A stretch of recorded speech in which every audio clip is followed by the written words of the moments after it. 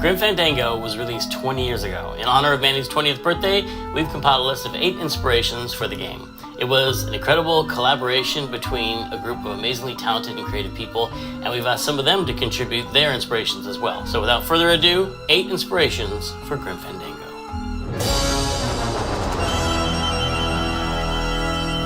Number 8. There was a mounting pressure in the mid-90s to switch from the 2D graphics that LucasArts adventure games were known for and jump into the hot new trend, 3-dimensional graphics, polygons, moving through space. But I never liked the way early 3D looked, and I didn't know how to achieve the rich environments especially, and the artistry that LucasArts adventures were known for at the time. And then we saw BioForge, a game with 3D characters rendered in real time in front of pre-rendered backgrounds. This gave us our first glimpse of a way to reimagine our adventure games in 3D while still preserving the rich, detailed backgrounds. To move through these different camera angles, the game also used a control method that inspired Grim's, the much-beloved tank controls. Please send all your letters to Ken Demarest. BioForge. See, it's signed by Ken Demarest. It says, hit him with the arm. That's a spoiler for one of the puzzles. You're supposed to pull a guy's arm off and beat him to death with it. Number 7, Ed Big Daddy Roth. As you can see by my garage, I live one long life of going to the junkyard and getting turned on by junkyards, and people that don't ever go to junkyards really missing out a good part of life. Ed Roth was an artist and a custom car designer who created the most famous images of the 1960s hot rod culture. If you've ever seen a drawing of a bug-eyed demon driving a hot rod with his hand on an 8-ball shifter, popping a wheelie with his tongue flapping in the wind, all that comes from Big Daddy Roth. And if you're wondering how he fits into a game that's a film noir take on the Day of the Dead, you just have to look at Glottis driving the Bone Wagon. How does that fit in? I don't know, but it's cool, man. Look at it, it's so cool. Stanley Mouse and Basil Wolverton were early pioneers of this grotesque and awesome art form, but it was Ed Big Daddy Roth's bug-eyed demons and custom hot rods that most directly inspired Glottis and the Bone Wagon. Number 6. Many classic films inspired the film noir aspects of Grim Fandango. The sweet smell of success inspired the banter. I'd hate to take a bite out of you. You're a cookie full of arsenic.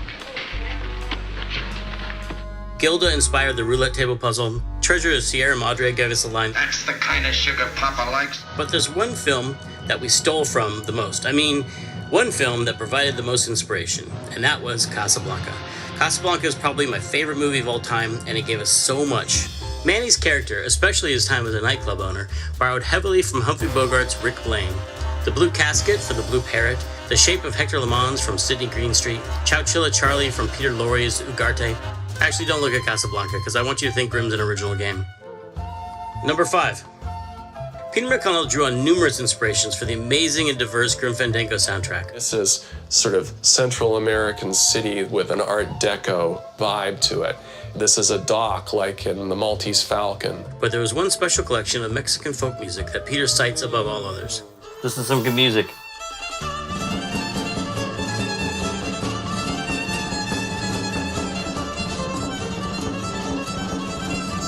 The Son record was particularly inspiring because it was so raw. The roots of modern mariachi come from Son, and I wanted to tap into that feeling. You know, in those days we were just starting to expand our use of live music, and especially because Grim was about the land of the dead, I wanted the music to be as alive and vibrant as possible. Number 4. There were many inspirations for the look of Grim Fandango, but according to concept artist Peter Chan, Jeanette and Caro's 1995 film City of Lost Children is the film that gave Peter permission to design things that were strange, interesting, dark, beautiful, complex, and believable. It's also a really good movie. You should see it. Number 3. The new 3D engine for Grim Fandango, named Grime by lead programmer Brett Mogilewski, borrowed actual chunks of code from other engines like Jedi Knight's Sith engine and Rebel Assault's Smush video codec, but the inspiration for the complete system was Scum, the development tools and engine for all of LucasArts' previous adventure games. Scum is how we knew what modules needed to exist to make a graphic adventure system, from room editors, character editors, runtime engines, animation engines. Scum was the blueprint that told Brett what he needed to build or borrow for the new game. I had to modify Scum to make it work with 3D as opposed to replace Scum, and that was a big kind of controversial thing, and I found it really hard. I mean, for all that Scum was kind of a really tight code base, it was very much of its era, and it was very sort of hard-coded around a lot of hardware constraints that it started with, and it was really difficult to kind of just open up and say, okay, I needed to do this thing. Tim was actually really supportive, but I didn't realize just how kind of a ballsy move that was at the time, and so I didn't know that, and to some extent that's why I succeeded, because I didn't know how hard it was. Number 2. Okay, this one I didn't even know myself until we made this video. There have been other Day of the Dead skeletons in art and film, but I've never seen one with Manny Calavera's tribrow, the 3 accent lines over his eyes that give him such a distinctive look. I asked Manny's designer and Grim Fandango's lead artist, Peter Sakel, where the tribrow came from, and he said Adidas, literally an homage to the Beastie Boys and Check Your Head, which sent me scrambling to do some research. The Adidas logo, no, not that Adidas logo, the classic trefoil? The classic Adidas logo. Oh man, once you see it, you can't unsee it. And the Beastie Boys album Check Your Head, because on the cover, they're supposedly posing in the shape of the Adidas logo. I had never even heard that before. This is all blowing my mind. Are Ad Rock, Mike D, and MCA perched on Manny's forehead? Time will tell. No, actually, time won't tell. No one will tell. It's a mystery. I don't know. Don't use this part. And of course, the number one inspiration for Grim Fandango, the most important and first inspiration, is the Day of the Dead, the annual celebration from Mexico where family and friends gather to remember loved ones who have died and to help their spirits in their journeys.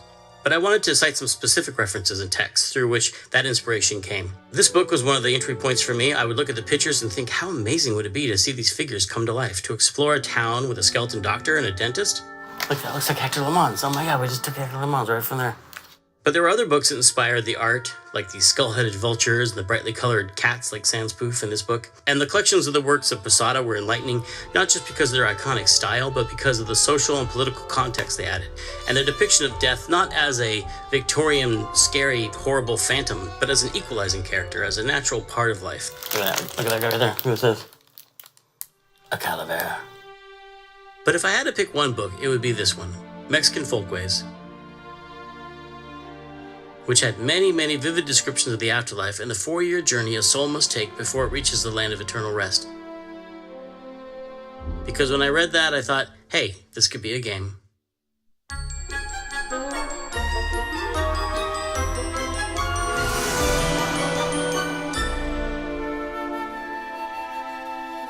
Well, that's 8 inspirations for Grim Fandango. There were many, many more things that inspired us along the way, but 7 inspirations sounded nice. And then I thought of one more.